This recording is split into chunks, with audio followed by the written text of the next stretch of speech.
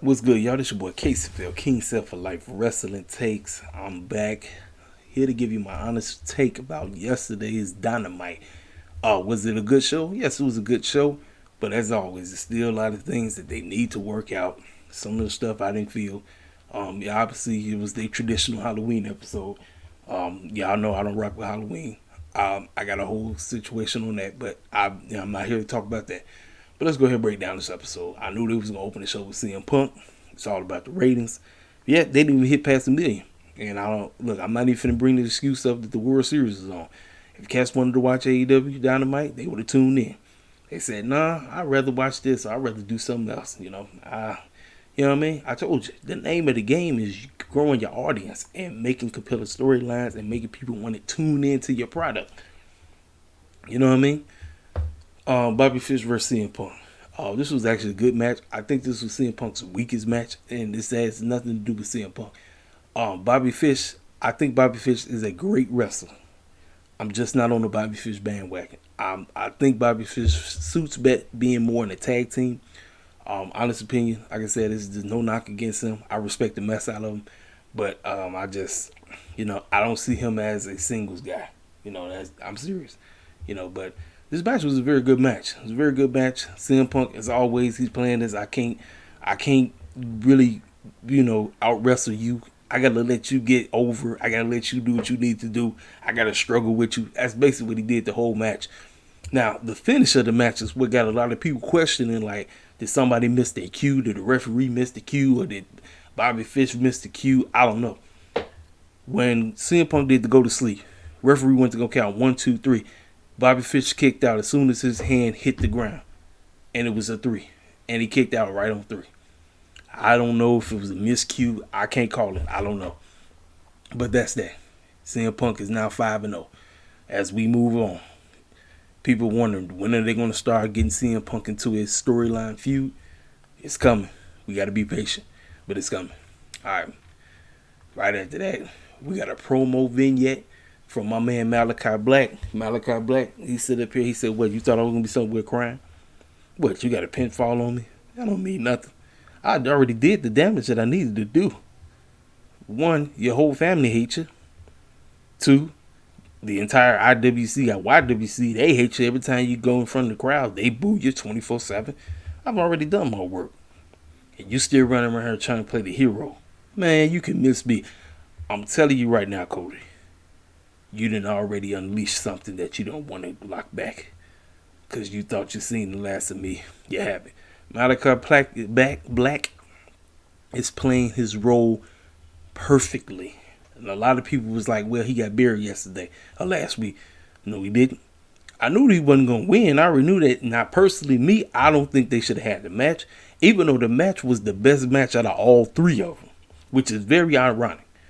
But I'm telling you right now, the next feud that Malachi Black dabbles in, it's going to be great. I don't know who he's going to be messing with. But obviously, he still ain't done with Cody in there because he's still dealing with him. Now we got Mr. MJF going against hometown hero Bryce Donovan. Now they're in Boston. Boston was a hot crowd. I got to shout out to Boston. They was hot. This is the one thing I got to give AEW props. When they go to different places or whatever and certain crowds just be hot, that's when you know you got a good show. That's what you always want. You want the crowd to be hot. That is the name of the game. You want them to be going crazy. That is it. You want a good wrestling television show, the crowd got to be hot. If you sit up there wrestling and cats are sitting up on their hands and sounding like you hear crickets, your show ain't good. I'll just call it for what it is. MJF beat this dude like he stole his money. It wasn't even a match. Hey, I knew he was going to beat him like 1, 2, 3. So the crowd booing him. He telling the crowd to shut up. He talk about, I got more money than all you. I'm better than all you. You know it. Then he said, Darby Allen, you said that I didn't break you mentally. Well, I did break you mentally. And you want me at full gear. Well, you ain't getting me and all this stuff. Then Sting pops out the woodwork. Sting got his back. He started to beat the brakes off. And remember, the half of the Pinnacle is out there, which means Sean Spears, Warlow, they all out there, right? Sting pops out, started beating the brakes off everybody, right?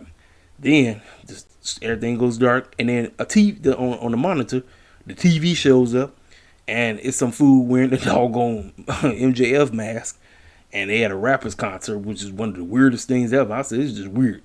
Darby Allen is a weird character. He's weird, but he's over. That's the one thing about Darby. He's weird as heck, but he is over. So MJF was like, man, what is this fool? What is this? Like, he can't figure him out. That's the one thing I like about the storyline. No matter how much MJF can beat the brakes off of Darby Allin, he can't break that man. He can't figure him out. And that's what I respect about the storyline. I'm loving it. I'm loving it. So, lights come back on, right? MJF and them run out. MJF stops right there, right where the side barricade where the fans at. And then next thing you know, some clown dressed up looking like Inspector Gadget. I'm like, who this clown? He take off his mask, and it's MJF. MJF grab him, start beating the brakes off him. That man get out of it. So, he run away. Meanwhile, he runs under, picks under the ring a doggone skateboard, but ain't no ordinary skateboard. Got thumbtacks on the back. He runs and hits Warlow in the back with that thing. And I'm like, go ahead, man. So they run off and everything. Darby music plays. He hits on the mic. He said, cut my music. MJF. Full gear. That's all he had to say. There you have it, folks. I'm looking forward to the match. I can't wait for the match. I'm assuming these two cats are going to throw down. They are going to throw it down because Darby Allin always have great matches. It don't matter who he in the ring with. I'm looking forward to that. MJF is starting to come into his own because I've been sitting there saying it to myself that MJF has been elevating his game in the ring here and there, and I'm like, go ahead, sir. Go ahead. I might hate your guts, but you're on the road, man. I can't wait to see it. I can't wait. So, we get Britt Baker, Tony Schiavone, and her crew. Tony Schiavone's starting to get a little smart mouth with Britt. He said, well, we know you beat Anna, but what if you lose to Taya at Full Gear? Britt was like, excuse me? What? Y'all, do y'all understand what's about to transpire? We got to remember, Adam Cole said, stay the heck away from my lady. Tony Schiavone said, I ain't scared of you, punk. I'm going to stay by your girl. Your girl is my friend. You might be a loser to me. You might be a punk, but I'm cool with your lady. What you going to do about it? Basically the attitude. But now he's starting to get a little smart mouth, like telling Britt, like, you might lose that match to Taya, which we know damn well she not. She said, boy, what the heck is wrong? I'm serious. Look, this is just me. I'm putting in my terminology. Boy, what the heck you just say to me? You know damn well I ain't losing to that woman. So you got a matchup, and you're going to be going against Abaddon. I keep saying Abaddon, which is the zombie girl. Now, apparently, they must have had some kind of confrontational dark. I don't watch dark, forgive me. But you know why this match is happening. This match is happening because this is a Halloween episode, so they want the zombie girl out there. Listen, man, no disrespect to Miss Abaddon, but Abaddon is very green. I don't like to use that terminology. But she's very green in the ring, and from what I'm told, the match, a lot of people got up and walked out. And I'm about to talk about the women's match that took place last night that was outstanding, which for me was the best match on the whole show. You go from having an outstanding match on Dynamite to going to doing some goofy stuff like that, which means you asking Britt Baker to carry Abaddon. It ain't gonna work. And the fact that it was the no DQ match. Oh boy. Anyway, so on to the next match. TNT Championship match. This match was very good. Sammy versus Ethan Page. I know there's a lot of clowns that really don't like Ethan Page, but I'm telling you right now, Ethan Page is coming to his own. Sammy G looking like an excellent TNT champion. Like I said, for me, this is how I feel about his championship run. I feel like he's still trying to do something with it. You know what I mean? And the fact that the Inner Circle was dealing with America's top talent and the men of the year with this feud or whatever, the match was good. They tore each other up. They did what they had to do. You know Sammy was retaining his title because the stipulation was that if he lost the title, he can no longer be in the Inner Circle. But you know that wouldn't happen. So after the match, here come all the goons. They all come out, led by Scorpion Sky. They all come out. They come out. They go to beat the man up. Then here come the Inner Circle. They come out. Chris Jericho hops on the mic, and he says, we're going to beat y'all behinds in a Minneapolis street fight.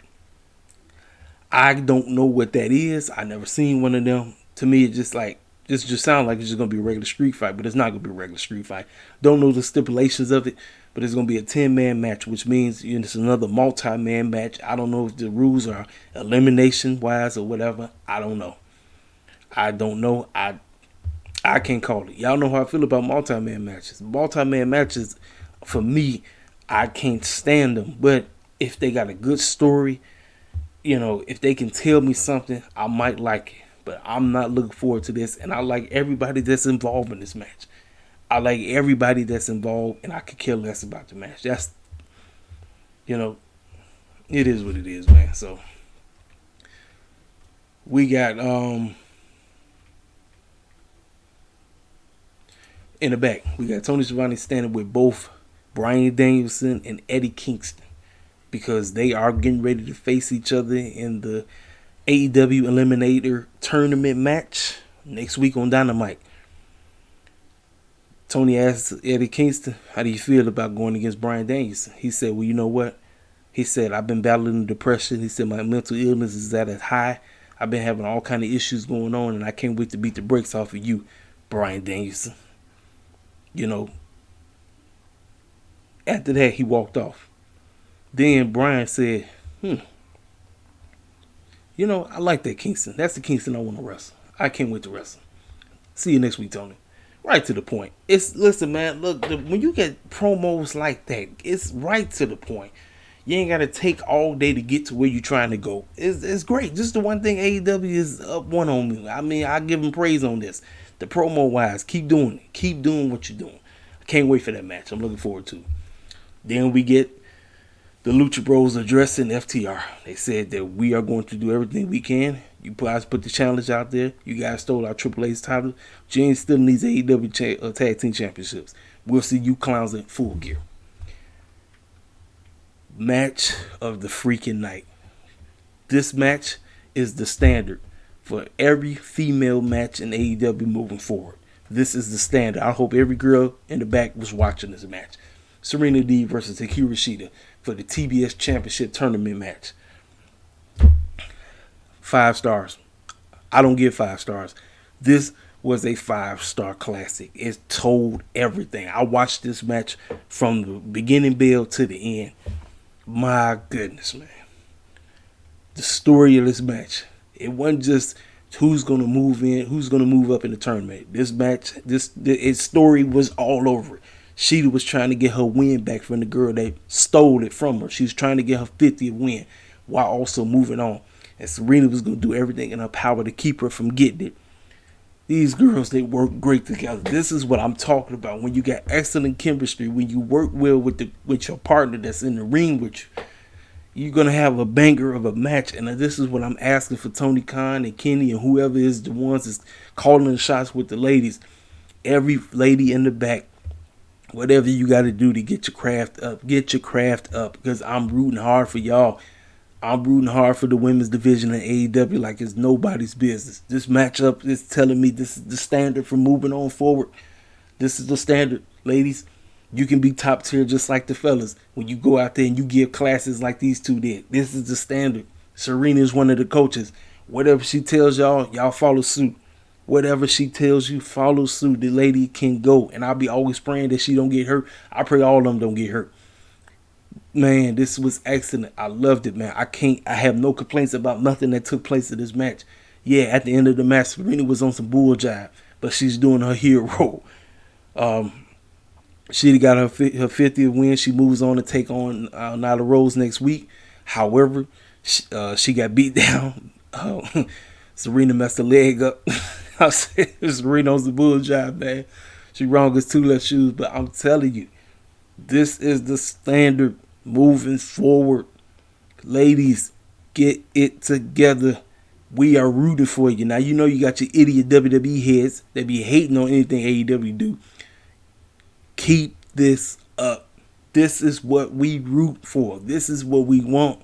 Y'all want more people tuning in? I'm telling you, there is a huge female demographic that wants to get into AEW, but they feel they're still being neglected. Keep doing what you're doing. Make it better. Make compelling storylines. Ladies, get better in the ring. Get better characters. Come on, we rooting for y'all. This is what I'm talking about. When I seen this match, I said they can do it.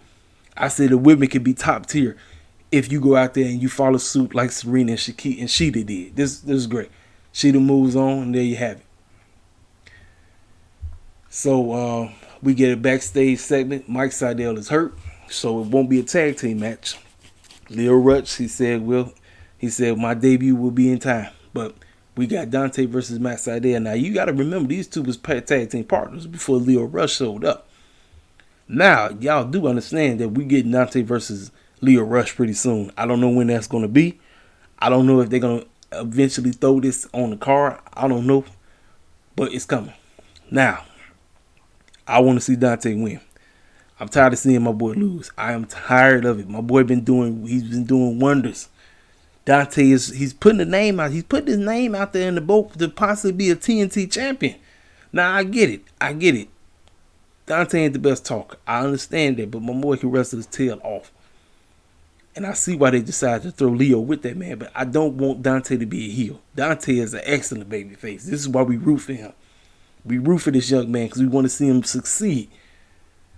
Man, TK, I hope this young man don't lose on Friday. I hope he don't lose. We'll find out. We get to the next AEW World Title Eliminator Tournament match. 10 from the Dark Order versus Jon Moxley. This match was quick. Got right to the point. I think 10 is also making a name for himself to potentially put his hat in the running with the TNT title as we move forward throughout the years, maybe 3 years from now. I think 10 is starting to outgrow the Dark Order. He's making a name for himself. Moxley, we know what's about to pop off. Heel Moxley is right around the corner. This fool came up in the ring, beat the snot out of 10. 10 really ain't get no type of offense in. He got like a couple of licks in. Moxley ended up biting his fool. I'm telling you, AEW has this thing with vampires. They love it. Everybody's a freaking vampire in AEW. Everybody biting everybody. I was like, I don't know about that. Everybody be biting each other in AEW. Moxley bites this dude and it busts him open, rips his mask up, tears him up, paradigm shift, match over, walks out, just tears him up, beats him down. Heel Moxley is right around the corner. And I'm telling you right now, I've seen Moxley as a heel, but he wasn't Moxley. He went by the moniker Dean Ambrose. That fell flat. How is this going to work in AEW? We'll see. We will see. FTR respond to the Lucha Bros saying that they accept their challenge. They said, well, you're going to get the best of us. We're going to solidify ourselves as the greatest tag team in tag team history by defeating you guys again and becoming AEW World Tag Team Champions again. Best tag team on the planet. Top guys out or something like that. Right to the point. Great promo. Cody Rhodes and them. Cody Arn comes out, talks about how, he defeated Black. He told Arn he apologized for letting him down and he loves him and all this. He hugged him and all this crazy stuff. He said, people want me to turn, which I'll never do. I'm like, man, stop fighting. Stop fighting it, man. Ain't nobody trying to see you as a babyface no more. Turn heel, dude. Listen, I'm grateful that you in the Bucks and Kenny and Jericho and JR and your wife and Tony, y'all took a chance and just started AEW. Great. That was 2 years ago, bro. Babyface run is dead. It's time for you to go heel. So as he's running his mouth, everybody thought it was Malachi Black was going to walk out. No. Andrade comes out. He started running off at the mouth. He pretty much said, look, man, bro, you a clown, bro. You ain't worth it. And you just nothing but my little female dog. I said, everybody just calling this man. He just disrespect. Listen, Cody get disrespected 24/7, and I love it. Keep disrespecting. Keep disrespecting the man. Keep it on. So he walked in the ring like he's finna go do something. Lights go off. Malachi Black pops in the ring, spits the black mist in his face. Pac comes out the woodwork, and they start beating the bricks off each other. Y'all know it's a tag team match around the corner. Next week, they already announced it. We getting Andrade versus Cody Rhodes, and Cody bet not win. That's all I gotta say. Bet not win, because if Cody beats Andrade, forget it. That's all I gotta say. And on to the main event. The Dark Order versus the Super Clique. Halloween traditional. They got to wear their clown costumes. Dark Order members. Evil Uno dressed up like Adam Hangman Page. Colt Cabana kind of had me laughing. He was dressed up looking like Brandon Cutler. Stu Grayson was dressed up looking like Kratos from God of War. And I'm sitting up here laughing to myself.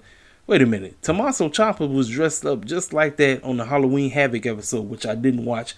I seen everybody else talking about it, and I seen clips. I was like, wait, well, he does look like him, so it's only right that he would dress up like him, right? And then John Silver was dressed up like Bambi. Then the Super Clique, all these clowns, Adam Cole, Matt, Nick, and Kenny, come dressed up looking like the Ghostbusters. They came out to the Ghostbusters song, and I'm sitting up saying to myself, boy, and y'all know how much I hate multi-man matches. I hate them. I will never be a fan of multi-man matches. I don't give a care what nobody say in the IWC. I couldn't stand this match. This match was so... it's entertaining. It was very entertaining. I give them... They won for entertainment. They did, because there was a whole lot of stuff going on in this match. A whole lot of stuff. I give them props. They won for entertainment. But what made this match great? Now, you remember they had the Marshmallow Man out there, so everybody was like, well, automatically they just assumed that was Brandon Cutler. What I'm sitting up and saying to myself, no, because the referee gets knocked out. So then it was a horse out there. Well, the horse turned out was Brandon Cutler tied up wearing tape. So everybody said, then who's the Marshmallow Man? I think it was Matt. Matt Jackson was in the ring by himself because everybody else got laid out. Remember, the ref was knocked out, right? The Marshmallow Man gets up, stands up right behind him. He pulls the mask off. It's none other than my man, Adam Hangman Page, a.k.a. Cowboy Poop. Cowboy Poop lays the man out and helps the Dark Order beat the Super Clique. Listen, that made the whole match for me. That made the entire match. I'm telling y'all right now. Hey, listen, I'm going to get out. I'm going to talk to y'all. Hit the comment section up. That's my review, honest review. I always try to give y'all the best I can. I try to keep it 100. I don't try to sugarcoat nothing. I'll be back for the Rampage review. I'll let you, boy.